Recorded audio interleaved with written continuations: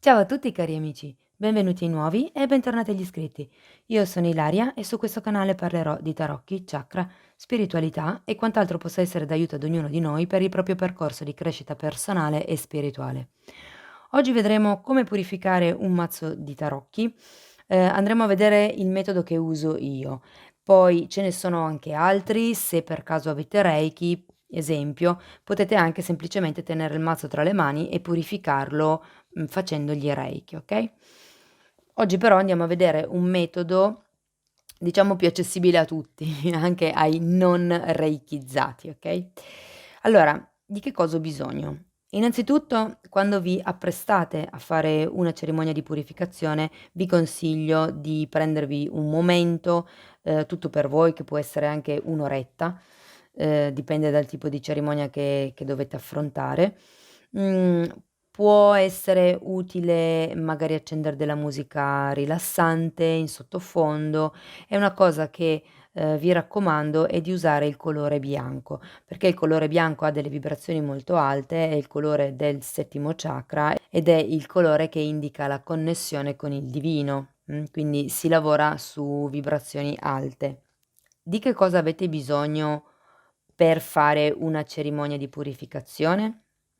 Allora, si comincia con i 4 elementi, quindi c'è bisogno di trovare 4 testimoni che rappresentino la terra, l'aria, il fuoco e l'acqua.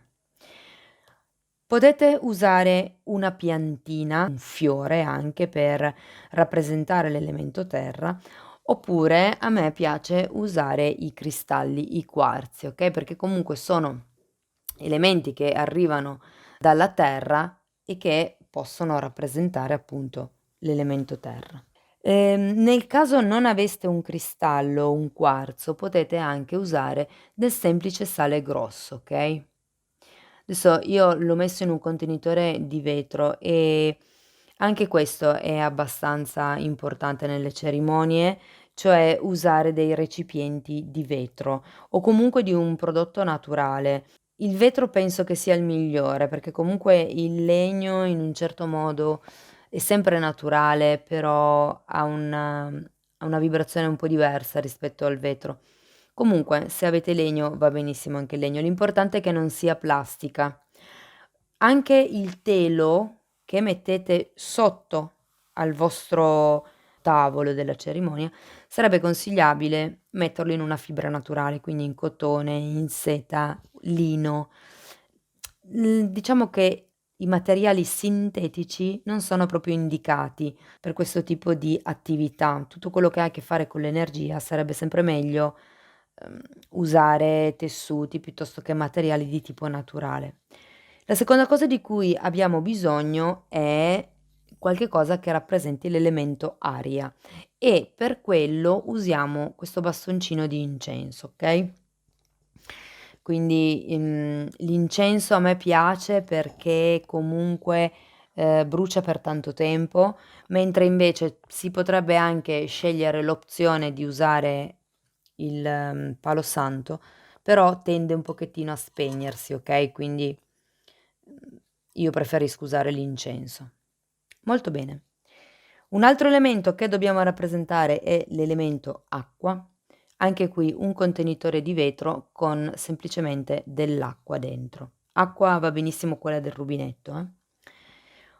Ultimo elemento da rappresentare è il fuoco, okay, e lo rappresentiamo con una candela che anch'essa deve essere di colore bianco e soprattutto nuova, okay? Bene. Adesso io la candela la metterò poi dentro questo portacandele di sale dell'Himalaya. Mi piace molto perché ha proprio delle capacità intrinseche di purificazione il sale, okay? Bene, questo è quello di cui avete bisogno, quindi, direi che sono cose insomma piuttosto semplici da reperire: una candela, dell'acqua, un incenso e del sale. Molto bene. Arrivati a questo punto vi consiglio di prendervi un momento, cioè vivete la cerimonia come se fosse anche proprio una meditazione per voi, no, entrate un po' in quello che è uno stato di rilassamento, potrebbe aiutarvi a fare qualche respiro prima. Dopodiché iniziamo con la cerimonia vera e propria. Accendiamo la candela. Una volta che la candela è accesa, accendiamo l'incenso.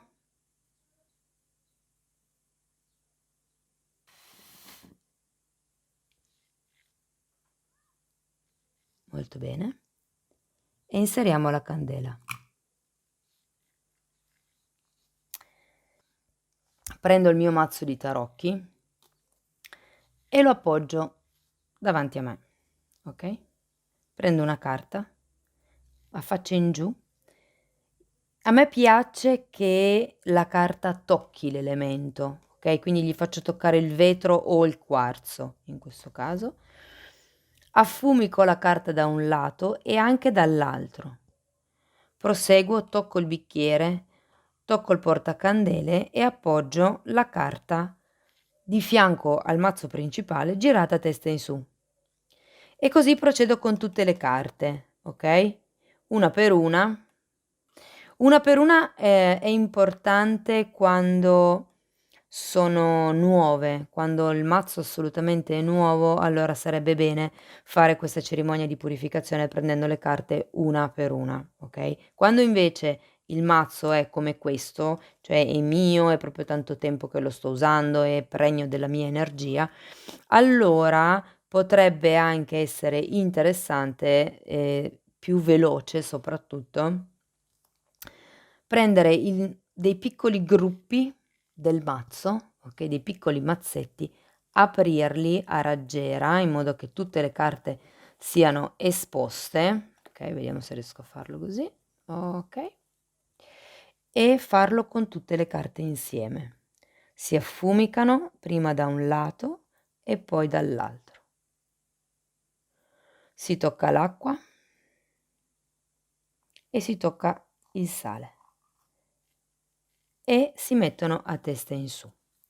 Questa va bene se magari dovete fare una di quelle cerimonie di purificazione cicliche, quindi magari usate diversi mazzi, li usate per diverse letture, oppure non lo so, è 15 giorni che non fate la pulizia del mazzo e quindi è ora di ma avete poco tempo, ok? Quindi quando il mazzo è vostro potete anche fare così, si risparmia tanto tempo e comunque è un metodo che funziona. Se invece il mazzo è nuovo è preferibile farlo una per una, anche perché è un modo per voi di entrare in contatto con quello che è il mazzo, cioè mentre voi siete qui che girate la carta, anche se state lì un attimo in più e intanto osservate la carta, cioè va benissimo, eh.